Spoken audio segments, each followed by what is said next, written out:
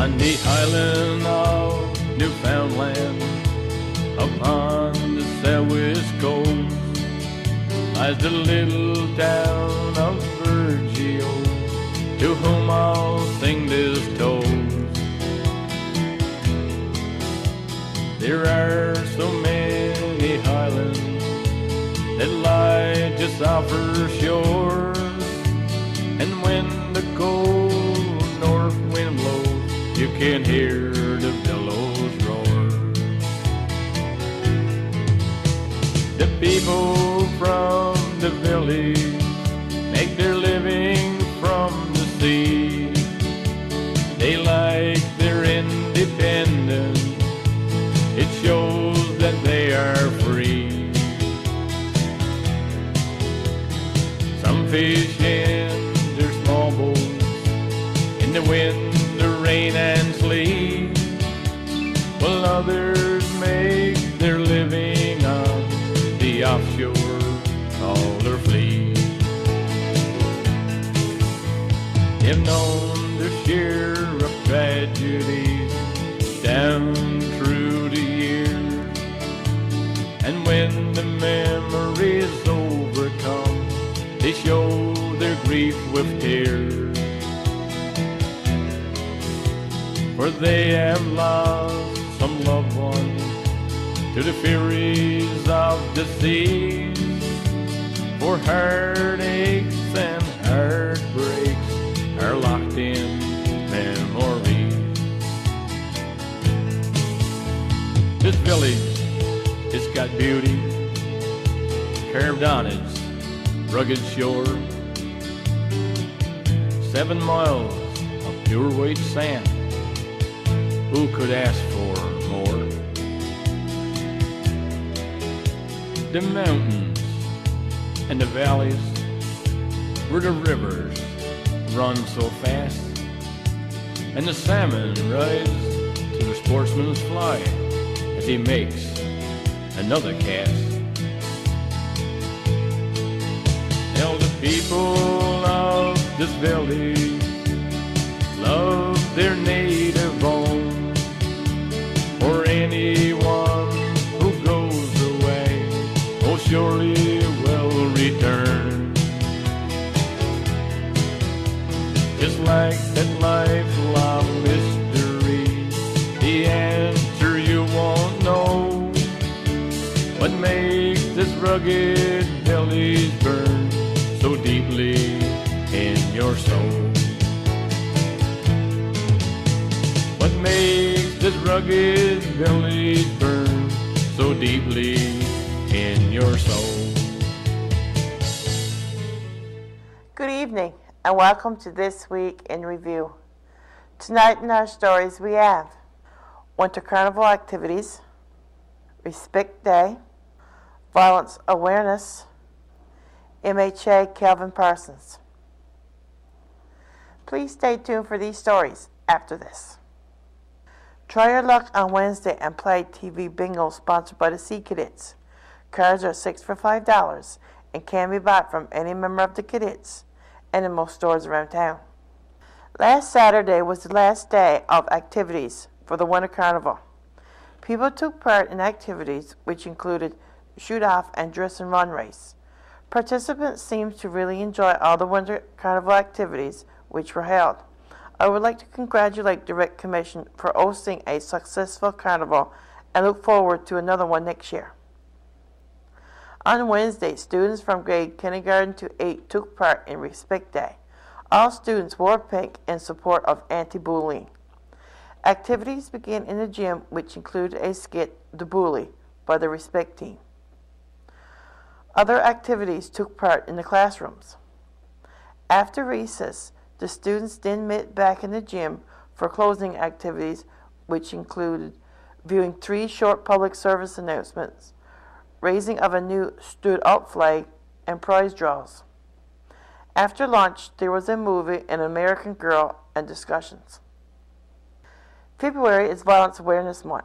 A lot of different activities were done throughout the month in awareness. One of those things was a coffee break out at the town hall.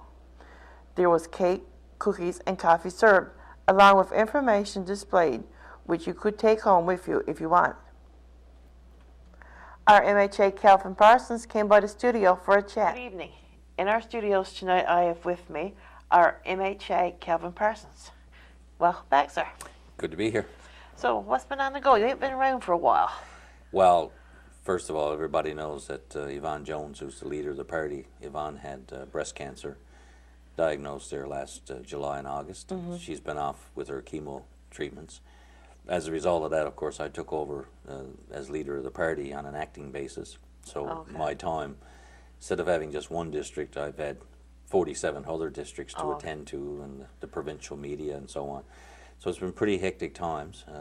She was heavily involved in doing the media stuff and the overall provincial issues.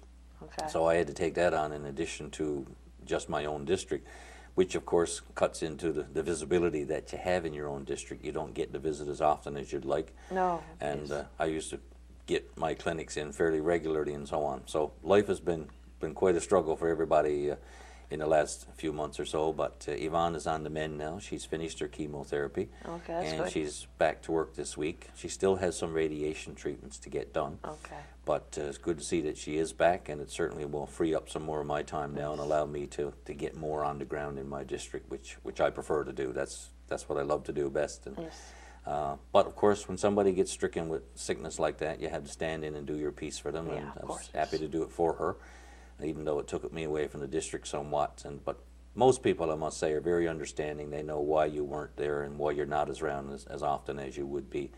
But hopefully now that's corrected and she'll be back full time. Still not working 8-hour days type of thing. It'll take some time to get her energy levels back. And no doubt the radiation may impact her as she goes in the next 6 weeks or so. But she's working her way through it quite well, and hopefully everything will turn out for the best for her. Okay, perfect. So what brings you in the area now then? Actually, I got a couple of things. I had some people I needed to see who wanted to see me for the past few weeks. A lot of people like you to visit with them in their homes to talk about some very private issues, and rather than talking on a phone with your staff, for example. So I had that to catch up on, and also I was en route to Ramia for the Fireman's Ball tomorrow night, Saturday. And looks like I'm in the eye of the storm right now, and I might not make it to Ramia, but hopefully the weather will clear.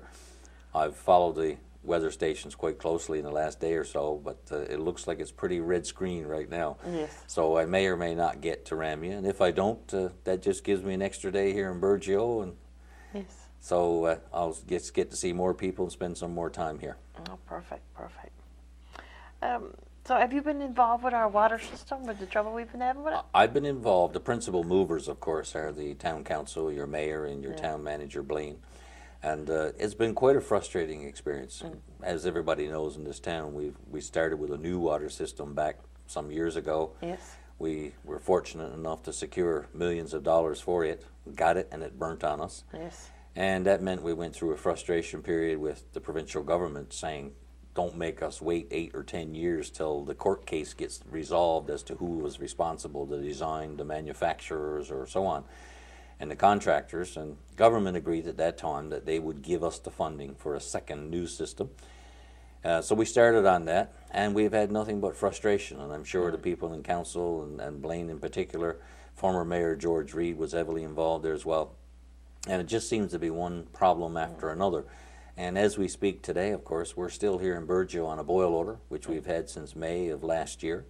The water is going to the tank, but basically on a flow-through system and so on, and people are still on a boil order, and that's just unacceptable. So I've been involved from the periphery now. I've written a letter again as recent as last week to the minister saying, what is the status of this right now? We know we get the manufacturers who are apparently trying their best, the people who are installing it trying their best, but we just seem to run into one problem after another.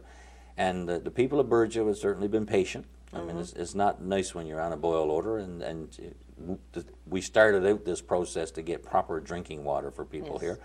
And notwithstanding the frustrations, we just have to keep our nose to the grindstone and keep pushing.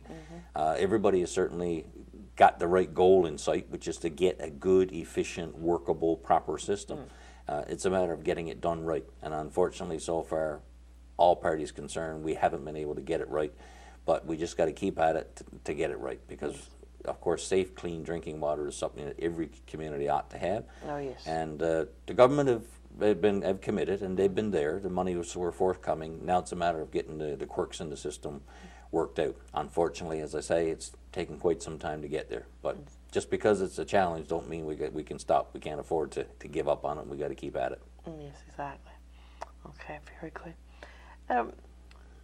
What is the status on this Peter Stroy situation? I know there's some ongoing issues about that. Again, Peter Stroy, and I guess anyone who lives here or in Ramey as well, because there's a lot of residents of Ramey as well who have summer cottages in the Peter Stroy area. It goes back a long ways. I remember the first case I ever was involved in for Peter Stroy area was as a lawyer back in '91, 20 years ago. Okay. And a gentleman here passed away a few years ago, Mark Dollament. Actually, we did a court case. What's happened is people have built there in an ad hoc fashion. The government insists that there's development rules surrounding Peter Strides, and that you have to go there properly in conformity with the development rules. Now, as anyone who lives in this area knows, we got certain sections of land there that came from Abitibi. We got certain lands that were owned and controlled by government. Okay. We've had trailer parks developed. We've had cottages. We've had trailers. So there's a whole bunch of rules and different forms that have grown up there over the years. And it seems like every time an inspector with the Department of Environment and Department of Development changes, we end up with a whole new bunch of rules again. And I know since '99, when I got in politics, we've got now something like 18 to 20 appeals built up. This is where an inspector, usually a new guy, would drive down the road, say that's not in conformity with the development rules, and say you got to be out of there, and send people these letters telling them that they had to get out. So of course, whenever that happened, usually the resident would come to us. We try to assist them by filing a notice of appeal. That appeal goes to a Western Review Appeal Board. Unfortunately, albeit we've been appealing, they've never ever dealt with the appeals. So the appeals just keep building up. The problems are still there, and they've never taken the time to address the real problems.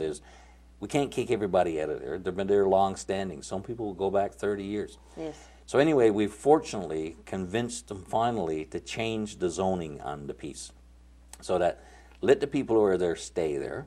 If there are problems that some of these people still have, maybe sewer systems, for example, need to be altered somewhat to make them conform, let's address the problems we have rather than try to ad hoc tell people you got to get out of there. So we're successful now. At least we've reached that stage where government acknowledged they have to address the issues through zoning. That's been done. It was published in the Gulf News and the Queen's Printer some weeks ago. So the rezoning has been accomplished. We still have to iron out some of the details regarding who's where. For example, are there going to be any tinkering required with the sewer systems?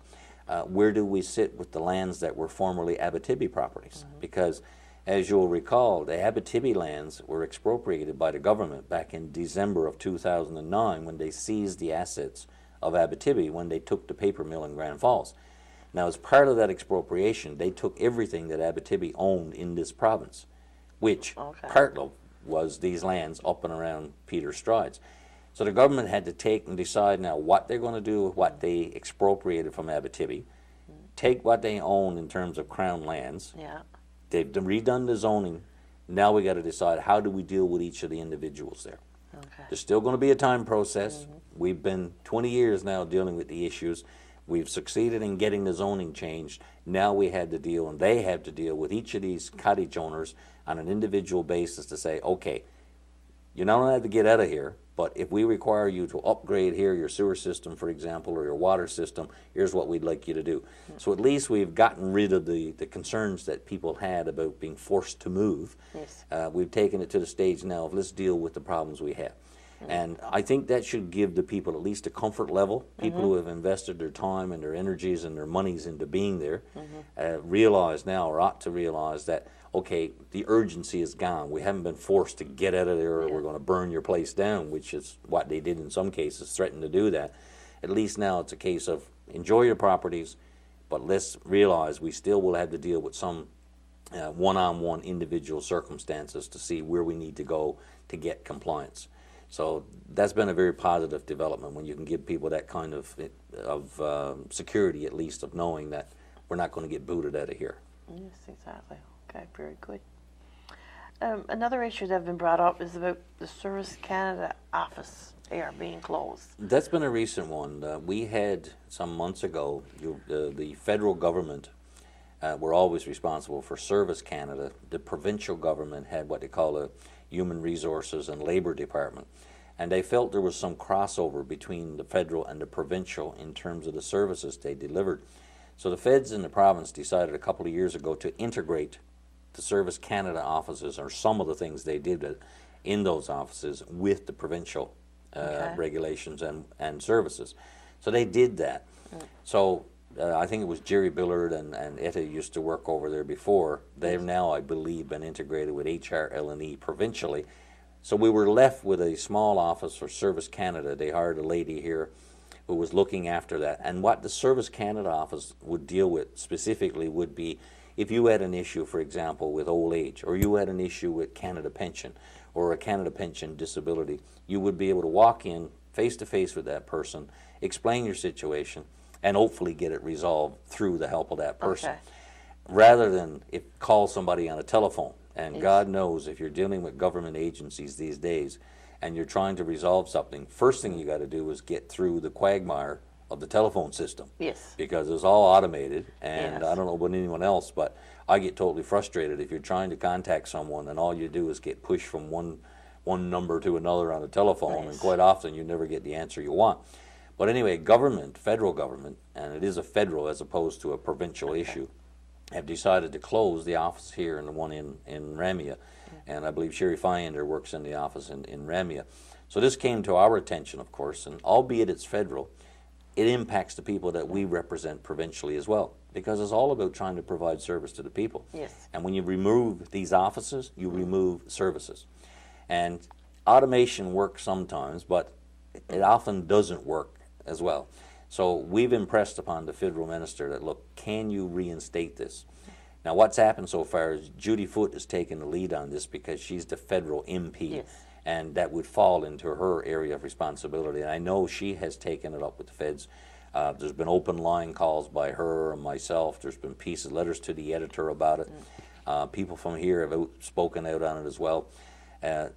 As of right now, the federal government, represented by Minister Finley, who made this decision, are refusing to back off. I requested a meeting with her in Ottawa last week, and she refused that meeting. So they're being very stubborn about it. We feel this is absolutely unnecessary. There's not a lot of cost involved in it, but there's been like 14, 16 communities in rural Newfoundland that were impacted by this move. And there's a lot of more things that they waste money on other than Service Canada offices, because that's not money wasted. And you know, for the employment that it creates as well, it's absolutely necessary as a service. So Judy and I have to keep pushing on that, and hopefully the federal budget, which is expected now later in early in March month, I believe it's the 22nd of March is the expected date. Hopefully the minister will have the wisdom to change that around, because it certainly needs to be changed. Just to clarify things, if that office do close, is it all three of those jobs going, or just the one?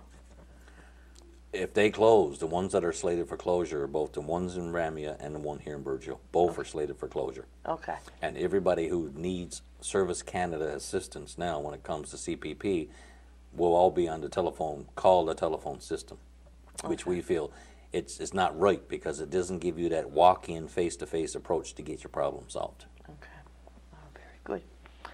So now what's the latest on Route 480? Any new road work getting done? Or? Route 480, of course, everybody knows the history on Route 480. When they sold the Newfoundland Railway back in 88, 87, 88, Route 480 had been developed at that time but not paved. The money came from the sale of the railway, and the politicians at the time, I believe it was Joe Price, was the federal MP, and Dave Gilbert was on the scene, and they secured the funding to get it paved. But like everything else, it deteriorates over time, and it's certainly deteriorating now. It's a big stretch of road, 150 plus kilometers, and of course you can't ever secure enough funding to do 150 kilometers of highway in any one provincial budget. Excuse me. I got a cold as well, so if I cough from time to time, please bear with me. Excuse me. So what you try to do is, over the years, you try to get so much funding to pave so many kilometers and keep it upgraded. We've had roads deteriorate just through simple use and over time. We've had the road deteriorate in some places because of washouts. We managed to secure, and in talking with the supervisor for provincial transportation over the last number of years, we sort of had a plan put in place that let's do at least so much every year. And we did secure 10 to 15 kilometers on the TCH end the first year, so many kilometers the second year, and that was the plan. But the provincial government changed their priorities last year in 2010, and they didn't do any work on Route 480. They felt that they had our priorities somewhere else, and there was only so much money to go around. We've probably been in a better position financially in the province in the last 7 or 8 years because of the monies from the revenues from the offshore than we've ever been. But unfortunately, although we had more revenue, the expenses in some of those cases went through the roof. For example, when I first started in politics, you could get a ton of asphalt for $100 a ton. When the oil prices hit $149 a barrel a few years ago, the cost of a ton of asphalt went to over $600 a ton in some cases. So yes, the provincial government put more money in, about twice as much as they ever did, but your expenses were more than twice double. So you're still back to where you were, albeit you had more money, your expenses were twice as much as they were. And it's become a source of bitter debate in politics a lot of times. We as politicians go in, of course, and you fight to get as much as you can for your area. Sometimes even government members, the former deputy premier, for example, Tom Rideout, he lost his job with his government because he complained about not getting enough money for Bay Vert. Got into a squabble with the Minister of Transportation and Municipal Affairs at the time, and ended up being, his career ended as a result of that. But notwithstanding that, you still got to keep griping. You still got to keep pushing these people, because we have just as big a needs on Route 480 as the people got up in Lassie or the people got on any other road in the province. And so that fight is going to continue. It'll be there for years and years to continue. You're never going to get Route 480 replaced in 1 year. No. So you got to keep at it every year, and hopefully over time keep it up. But it's very frustrating when you live on the coast and you got to travel that distance over such a road. Yes. God knows the weather conditions, i.e. snow and so on, is bad enough. Yes. But when you got to ride in the summertime on a road that's deteriorated, that's even worse. Yeah. So it's a constant problem and a constant battle, and one that we just got to keep fighting with. Okay, very good. Also on the Route 480, any brush cutting on the go? Spoke today actually with Cyril McCarthy again, because that's another issue over the years, safety issue, principally on the other end. And you'll recall that we were successful in getting brush cutting monies.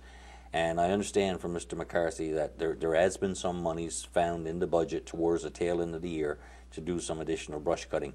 The gentleman Gale, who was the contractor who did the earlier stuff, apparently he's gotten the contract to do it.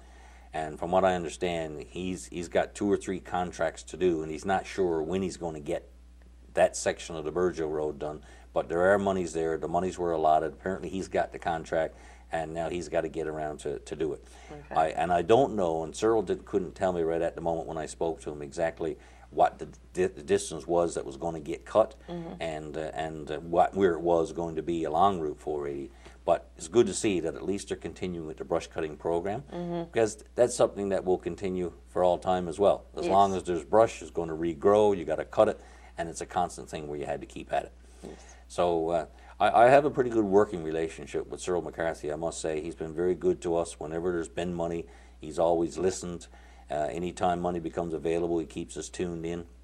And I realize the predicament he's in as well. He only gets so much money and he can't go everywhere, but he's been fairly good to us in trying to keep that program in place. Unless, of course, once he gets his budgets capped, or he gets priorities that pops up somewhere else as an emergency, he's got to allocate those resources to look after that. But Route 480 will always be a continuing concern and will always need money, whether it's for upgrade on the infrastructure, the road, the paving, the siding, the shouldering, the painting of the lines, or the brush cutting. And that's a continuous problem no matter who's there in that position. Yes, okay. And what about cell phones on Route 480? Any status update on that? Cell phones have been there. What a lot of people don't understand is that cell phone coverage in the province is not provided by the province. Okay. It's a business case issue. Yes. We've made our representations to a line, for example, excuse me, government doesn't put the cell phone coverage in any particular area. It's simply a case of the business case. The company wants to make money off of cell phone coverage the same as they make it off your telephone coverage normally, or if Bill Alliant provides you with your TV or your internet or whatever else. And they haven't, their argument so far is that they can't make the business case to invest the money that it takes to put the towers up along Route 470. They'd never recoup enough money from the customers that they would have in places like Grey River, Ramia, and Burgeo to pay for that investment. And because of that, simply a private industry thing, they're saying we're not prepared to invest our money to do that if we can't recover our money over a reasonable period of time.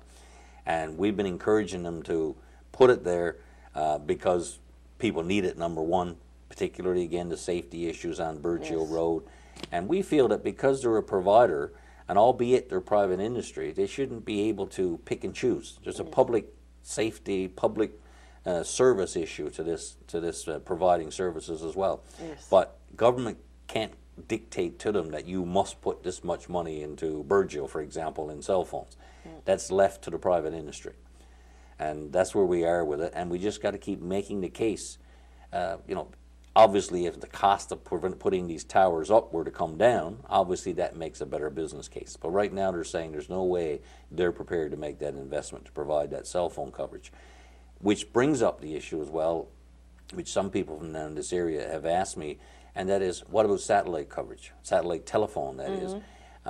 From a safety perspective, in Labrador, for example, on the Trans-Labrador Highway, if you travel from Lab City to Goose Bay, the government have a system in place whereby if you're leaving Lab City on a stormy day, you can go by the town office, give them your credit card or your number. They will give you a satellite phone so that you can travel from Lab City to Goose, for example, Goose Bay. When you get to Goose Bay, you drop off your phone and they cancel your cell phone number. The reason they take credit card number. The reason they take your credit card number, of course, is they want to make sure you don't make off with the telephone, and so on. So that's the system they've had in place. And we've asked the Minister of Transportation provincially, can we have a similar type system here? Because we do have, you know, serious issues on the highway. If you're traveling Route 480 in the wintertime, at least that service should be made available. Now, he hasn't responded to me yet, but that request is in with him, and we'll continue to push that one as well.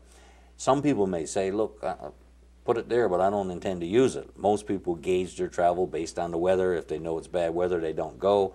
But there are times, for example, when you have medical appointments in Corner Brook that you've probably waited months to get. And when your appointment comes, there's certain circumstances where you just simply can't say, I can't go. Now, if you were going in for a day shopping in Corner Brook or Stephenville, that's one thing. You can rearrange your schedule and do it another day. But when it comes to stuff like medical appointments and things, there should be a service that allows people an opportunity to do that at least. Now, if the weather gets too bad, satellite phone or no satellite phone, you're not getting to Corner Brook. If the roads are closed and the plows come off, but that's Mother Nature, and you can't put anything in place for that. But a cell phone system that people could avail of should be put in place on the Burgeo Road, same as the people in Labrador have been given that opportunity as well. Yes, that's right. Let me see what else. Fisheries MOU, what's the latest on that? Well, for those, of course, in the audience, particularly those persons engaged in the fishing industry, in this province in the last 4 years, they call it the MOU, which stands for Memorandum of Understanding. And as we all know, the fisheries in our province has been in a terrible flux since going back to the collapse, particularly in 91, 92 of the groundfish industry. And we've had numerous plant closures in the province since that time. In the district of Burgeo-Lapoil alone, for example, there's no plant in Burgeo anymore. We flirted with the possibility of a crab industry back in '99, which was ill-fated. And I'm sure as former Mayor Alistair Hand, who was intimately involved in the issue, and George Reid and myself, despite the best efforts, of course, you had some other interest, many times the FFAW and so on, who saw that the product should go somewhere else or the boat should go somewhere else. But in any case, it didn't transpire beyond the winter of '99. So the government realizes we don't have a plant, for example, in Port aux Basques. Isle of Mort is gone, Marguerite is gone. And that's not only in this district, that's been throughout the whole province. You've heard of plant closures Yes. because of the lack of supply and so on, and just too many processing facilities for the product that we were getting. So the government decided in its wisdom 4 years ago, they said, let's have a study done called the MOU, and let's come up with a memorandum of understanding whereby we rationalize where the fishing industry is, and once we got it rationalized, we can restructure it so that at least we make the best of what we got left. How many plants should we have? What should the harvesting stream be? Who's going to be impacted, for example, if we come to the conclusion that we have too many plants based upon the amount of product that we got? Do places need to be closed down? So it was a very serious exercise to undertake, because fishing, as everybody knows, is the lifeblood of rural Newfoundland in a lot of cases. And they started the process. Now, personally, I think the process was flawed from day one, because the provincial minister of fisheries who started this, he invited the FFAW to the table, which was a great thing to do, because obviously the FFAW represents the plant workers and they represent the harvester and processing fleet. Some people think that's a conflict to represent everybody, but bottom line is they have a major stake in the industry and they ought to have been at the table, and they were at the table. They also invited the producers to the table as well, which were a needed party. The government themselves sort of took a standoff approach and said, okay, you're the harvesters, processors, you're the union that represents the plant workers, for example. How do you rationalize it? And they appointed an independent chair. It was a professor from Memorial University, a Dr. Cliff, who was supposed to chair the thing between these parties. So we asked from day one, where's the federal government in the process? Because there's no point in bringing the harvesters, processors, and the unions into the process if the provincial government doesn't take an active role, and if the federal government doesn't take an active role, particularly the federal government, because whether people realize it or not, constitutionally, we only control the fish in Newfoundland and Labrador once it is landed here. We only have authority to deal with how it is processed. We got no say whatsoever when it comes to how much you can catch, where you can catch it, what type of gear you use to catch it, and so on. That's all governed by the federal government. So here you are starting a process to rationalize and restructure your fishery, and one of the major players, the federal government, wasn't invited to the table. And we've been pounding on the provincial minister to say, why would you have this process if at the end of the day you didn't bring the federal government to the table? For example, if one of the recommendations of this MOU committee were to be that we're going to close down so many plants, is the provincial government going to pay and assist these people who are being put out of the industry? Or is it the federal government going to pay? Or are they going to cost share it? So how can you have a rationalization process if you didn't bring the people who were going to be needed at the end of the day to pay for whatever the cost was to do what you decided? And it's strange that you asked the question today. It's a very good question at a good time, because today, February 24th, Friday, 2011, this MOU, which has been in limbo for 4 years, the provincial minister of fisheries announced today in St. John's what the outcome was. And it's amazing, and I still need to unravel it further yet, but as we speak now, that committee recommended that 80% of the inshore fishery be shut down of what we got left. This is the most major significant happening in our fishery in this province since the cod moratorium collapsed in 1991. They're recommending that 80% of the inshore fishery be chopped, cut, gone, represent 50% of the nearshore be cut, that 30% of the crab industry and the shrimp industry plants be cut. So you can imagine how devastating this is going to be for the people in this province. I mean, we've already been kicked to death in rural Newfoundland when it comes to the fishery, and now we got this MOU process that recommends this.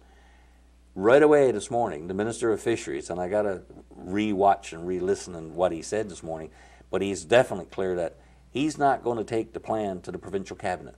He's not going to endorse it. He's not going to support it. And in order to do this restructuring, it's going to cost $450 million. Pretty well $500 million. So when they asked them this morning, the media said, okay, we've been 4 years in limbo with you telling us that you got this MOU to rationalize and restructure. Now you tell us that you got it. You're not going to do anything with it. You're not pleased with it. It costs money. And basically, we're still in limbo. And I understand as recently as an hour ago that the unions are totally upset now with how the minister is handling this. So this MOU thing that this government has kept us in limbo about for 4 years, they've now basically admitted that nothing has come of it, and they got no plans where to go on a go-forward basis. So it's definitely going to be a hot-button item in this province in the next few weeks, and certainly when the House of Assembly opens in the spring, because there's just dozens and dozens of communities and plants in this province that's going to be impacted now based upon what's happening, because they don't know where to go in the future. Yes, exactly. So it seems at this point, I hate to put it this way, but it seems to have been a complete waste of time. And now the minister is saying, I don't want to look at restructuring. You haven't rationalized it right. Go back and rationalize it again. So do we take another 4 or 5 years? And it's easy to say go back and rationalize, because that's just an excuse for the minister provincially not to have to do anything. Yes. And that's just not good enough. So this is definitely going to be a hot issue now as we move forward again. Okay, very good. Community enhancement programs. How have they been working out there lately? Had them around for many, many years. Fancy name, really, a community enhancement program. Really, it's a job creation program. Some people say it's used to stamp people up, and that's exactly what it is. In Burgeo, for example, we have a lot of the workforce here now who go away to work in Alberta, and they're fortunate in the sense that they do at least get their EI. They make good money while they're away, but of course it plays hardship on their families and so on. Yes. But there's some people who can't go away. Because of their age normally. Sometimes it's because they don't have the skill sets that are required to go away. Those people need to be looked after too. Yep. And albeit they get a bit of work around the community, you need 410, 420 to qualify for EI. And quite often people who don't meet that target, they need some help to top them up. So what the community enhancement program does is the government provincially gives a certain amount of money to these areas, and you do projects that will hopefully enhance your community by making improvements in your community infrastructure, but at the same time you hire people to do the work that need the hours to qualify for EI. That's simply what it is. We've been very fortunate. That program has been around for years and years. In the last 4 years, Burgeo-Lapoil has gotten the most money in the province out of community enhancement. Now, we've had to beg, borrow, and steal to get it, but again, it's needed. Need is supposed to be a criteria. The Northeast Avalon, for example, which is doing quite well economically, don't need it. But there's a lot of areas in rural Newfoundland that do need it, and it's a constant battle every year to determine how many people need hours, how many hours do they need, what kind of projects are they going to do to qualify. And then, of course, my job is to beat on the door to Minister of Municipal Affairs to get the money. And I'm pleased to say that we've been pretty fortunate so far. You don't get everybody satisfied, and not everybody's happy with the program, but you can only try your best. Yes. And, for example, if we got a person who needs 410 hours, and we got 10 people who need 42 hours each, I would personally prefer to put the money into the 42 people, because that way you've helped 10 families rather than the one. Yes. And sometimes people don't understand that, but the idea is to try to get the most bang for your buck and help as many people as you can with the pot of money that you do have. Yes. It's a challenge to get your money every year, and but that's part of the job, and I enjoy that part, actually, seeing how many pots you can squeeze open and how much you can get out for your area. And so far, as I say, we've been pretty successful at it. Okay. Have you been there much involvement in the long-term health care area? We don't hear a lot. In some areas, you have board members, for example, who promote these areas and get seniors groups and seniors committees in their towns involved. Here in Burgeo, for example, when it comes to long-term care, You have the cottages attached to next to the hospital there. Yes. These people are more independent living. Yeah. They can look after themselves. The long-term care, of course, refers more to the people who are actually in the hospital. In chronic We care. don't have a long-term care facility here in Burgeo other than what we have in the Calder Center. And what happens, of course, is people get to a point where they can't look after themselves, or their families can't look after them at home with home care. So they need to be institutionalized and cared for by medical staff. And we've been trying to manage it by having use part of the Calder Center to do that. What happens, of course, is, and what is happening, is that the population is getting older. We're aging, and the need for more beds for long-term care is getting larger. And when that happens, of course, you've got less room, and less beds, and fewer beds for your acute care, they call it. Yes. Think people who go in for other procedures and other illness. And there is a need for long-term care all through this province. The government has invested a lot of dollars into Corner Brook. There's a new long-term care facility. Some problems with it. The staff don't like it. They haven't worked out all the quirks. There's a unit that's not open on there yet. And they've invested a lot of money in the Northeast Avalon.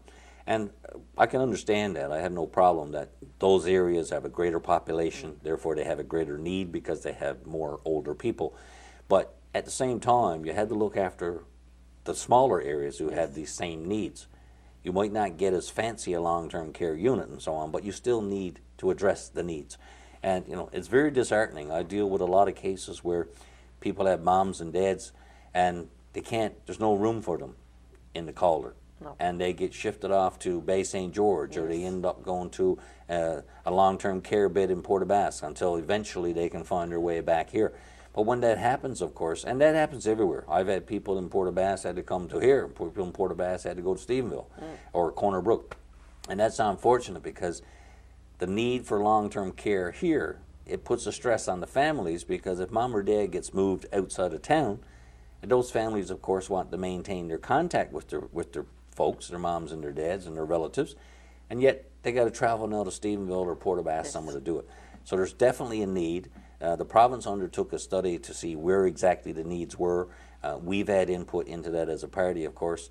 So again, we hope the government will put the necessary money there to make sure that the long-term care gets addressed. That's long-term care. In addition to that, of course, you have home care. Yes. Because a lot of people care for their folks in their homes. Yes. The government saves a pile of money. The cost of keeping someone in their own home versus keeping someone in a long-term care facility like a hospital or a special facility for long-term care is just astronomical, the difference. Okay. It's much cheaper to have people live at home. But there's all kinds of problems around it. Albeit the government put a fair dollar into trying to provide for home care, there's some rules around it. For example, if you were to stay at home to look after your mom, they won't assist you in staying home. No. They won't pay you to look after your mom or your dad. But if you bring your neighbor in to your home each day to look after your mom and dad, they will pay for your neighbor to do it. Okay. And likewise, if you went out and looked after your neighbor's mom and dad, you get paid. So some people are saying, like, I would work and look at, I would give up my job to look after my mom and my dad through home care. Yes. But you're telling me I can't do it. And yes, there's concerns that the system might be abused. Yes. And the government are saying, look, if it's your mom and your dad, you should look after them. But that's not how it works right now. If it's your mom and your dad, you don't have to look after them under the rules. Government will actually pay somebody to come into your home, look after your mom and dad, and provide them with a certain amount of home care under certain criteria and circumstances. So yes, there's money being put into home care, but it's not enough a lot of times. It's also, besides those things about who can and cannot provide the care, whether it's a family relative and so on, you got the issues of how many hours you can get. There are circumstances, for example, someone will come into your home and assess that you need 10 hours care per day.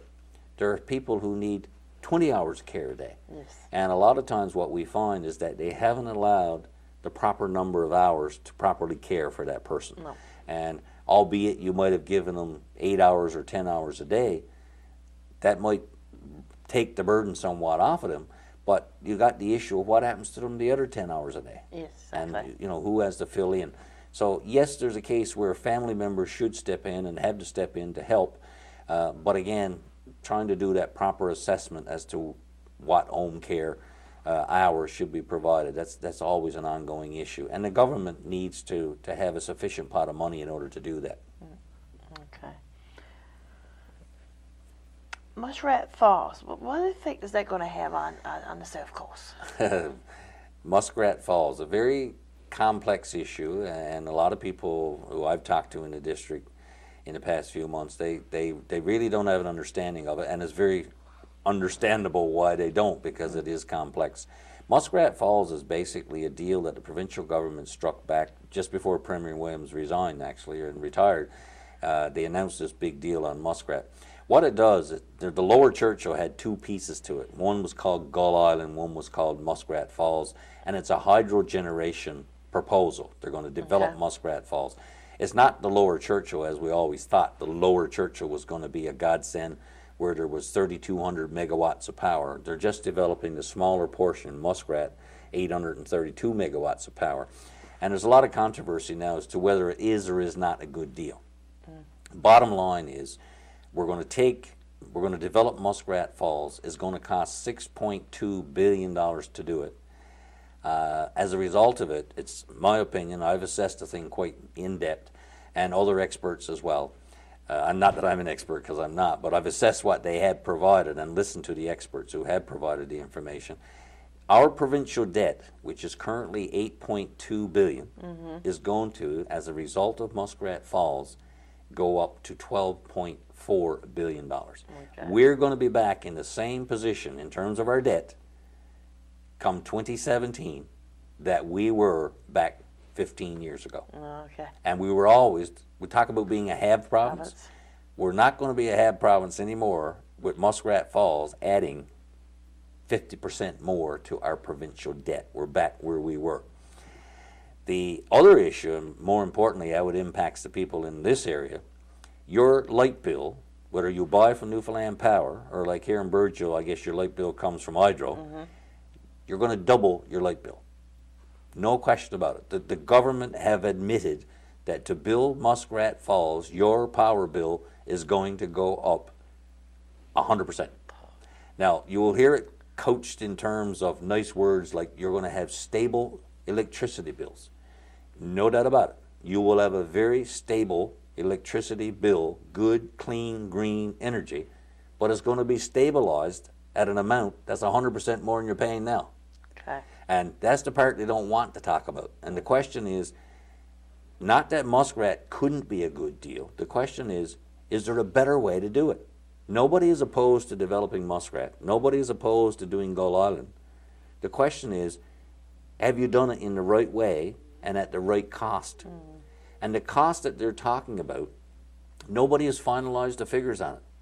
Even though they're saying it's 6.2, there's nothing built in there for overruns. This could end up being $8–10 billion instead of $6. And that's the uncertainty. We've asked Nalcor, who's the government agency that's pushing this, we've asked Nalcor, can you give us the information, for example, you're telling us part of the reason you're doing this is to replace Holyrood and the bunker C that you use down there, and the dirty oil they call it, to make us green. Can you tell us what it would cost if you forgot about Muskrat and just upgraded Holyrood, or if you replaced Holyrood with some of the other smaller projects from central Newfoundland sources like Portland Creek and other places, which we do have 4 or 5 possible projects. What's the figures and facts on that? Nalcor refuses to give any information. The government refuses to give any information. In fact, the government changed the law when it came to access to information under the Freedom of Information Act. They changed the law so that you cannot now, no person in this province or company in this province can get any information that's in the offices of Nalcor. So you ask the questions, you ask them to justify it, and you can't get the information because they changed the law on it. But that's a consequence in terms of the obvious one in terms of your light bill. And not only you, the resident, going to get that. When you go to your mailbox, you're going to get a power bill that's twice what it is today. You will get that as of 2017. The person, for example, who runs a business, you take Foodland here in Burgeo, it costs money to operate their refrigeration units, to keep their coolers going. that doubling of cost is also going to hit that business person. That business person is going to pass his increased cost on to you. Yes. When you go in to buy your chicken now that's been in the fridge, you're going to pay more for it because he has to recoup what he, the business person, has incurred as an increased light bill. So you're getting a double whammy. You're going to pay it on your light bill in your home, but you're also going to pay it when you go to the food store because you're paying the business person back for the cost that he incurred. Yes. So those consequences are there, and the only answers we get from government is, great project, we're going to make great money out of this. Yes, rates will be stabilized, but nobody's addressing, can you do it cheaper? Can you do it another way so that it doesn't have that power bill impact? Now, I've only scratched the surface on this. Part of this is a company called MHA, a mainland company. We always were against privatizing our Power Corp here in Newfoundland. Clive Wells had the battle royale back in the early 90s when he tried to privatize Newfoundland Hydro. Yet here we are now on Muskrat. We're saying to them, you build a link from Newfoundland to Nova Scotia, and they're going to give MHA 170 megawatts of power free for 35 years. We're going to pay the whole shot except for the maritime link. And we, as part of this deal, are going to give MHA, a private party, 170 megawatts of power free for 35 years simply because they built that link, and they're going to take that 170 megawatts and sell it in Nova Scotia or wherever they want, down in the States or New Brunswick or PEI or Nova Scotia, wherever. It's lost on a lot of people as to why would you do that? Isn't there a better way to do that? Yes, exactly. And so there's a lot of problems with it. The government are doing a fine job on trying to sugarcoat it and make it look good. You hear all kinds of pronouncements about green and stable rates and so on, but nobody's been able to get their hands on the real information, and they've only been putting out the wishy-washy, the sugarcoating piece of it. But this is an issue that's far from over by a long shot. And it may come off the rails for other reasons as well. Part of the deal is the Innu, for example, in Labrador, made it quite clear on the day of the announcement that we're not going to agree to Muskrat if we don't get our long-standing issues that we've had with the federal government addressed. Okay. Those issues have been outstanding for 20, 25 years, and they weren't addressed. So whether they're going to get put to bed now on this issue remains to be seen.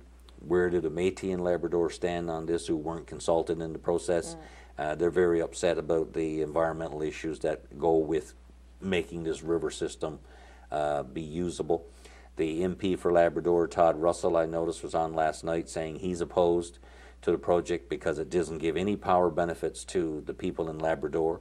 Like right now, for example, people on the north coast and south coast of Labrador, they pay extravagant oil prices, electricity cost prices, because everything has to be diesel generated. There's no benefits there for them. He's concerned about the environmental impacts it has, what will be the employment opportunities even in the short term for people in Labrador. So there's a lot of issues that remain on Muskrat, and as we go forward, I feel personally it'll be one of the major issues in the election that's coming up in October, and so it should be, because you just can't say to people this is a good deal without explaining it to them. No. And hopefully it will become a major issue, and that's why people in Burgeo, ought to understand the issue and ought to know that, yeah, if we agree with a government that's going to do a project that leads to my light bill going up by 100%, they ought to know that up front. Yes, exactly. And the information and the facts ought to be put out there. And if people want to buy into that and accept that, that's the people's choice again. But at least they ought to know up front that that's the consequence of supporting a government that is prepared to go ahead and do this. To say nothing about how we've compromised and left stranded what we intended to do up in Gull Island. Because anything we do on Muskrat, those lines that we build from Muskrat down through the province, across the Strait of Belle Isle, down through Newfoundland, down to Holyrood, to offset Holyrood, across the bottom existing lines and the grids that we have across southern Newfoundland and across the maritime route into the States, those lines are not going to be usable if we ever decide to do Gull Island. Gull Island is stranded, and we got to turn around then and rebuild all of those lines, because the Muskrat line being built is only going to have a capacity of 900 megawatts. You cannot take the 2,400 megawatts in Gull and put onto a 900 megawatt line. Okay. You've got to virtually rebuild the lines again. So big issue, major issue, impacts everybody, every man, woman, and child in this province, and will impact them for the next number of decades. So they need to be informed about it and make a very informed decision at the end of the day as to where they stand on it. Oh, I see. Well, it looks like you've been pretty busy with all those issues on the go. Been a lot of issues, and like I say, a lot of them are local issues. Some of them are provincial issues, but they impact here as well as everywhere else. And that's just the major type issues. I would say about 75% of our time actually as an MHA is taken up with stuff that don't even relate to this, and that would be the individual concerns. Joanne Clark, of course, has worked in my office and in the constituency office in Port aux Basques for the last 12, 13 years. Toll-free number, of course, for anybody who needs any help. But we've assessed it over the years, and we average about 8,000 calls a year. Oh, yes. And that's aside from any of this stuff that we've talked about Burgeo roads and Peter Stride's issues and so on. That would be just individual issues. People, for example, who want to know about their moose license. People who want to know, how do I get some assistance if I got to go to St. John's for heart treatment, and is there any assistance available to get me there? The dialysis issue, where people had concerns about, how do I get there? Are they going to put a dialysis unit in our area? Where do I stay when I get there? Who gives me some help with it? Because a lot of these people, a lot of people in our district, we're not all fortunate enough to have the income to be able to pay for it ourselves. But you still need the help. You still need the health care looked after.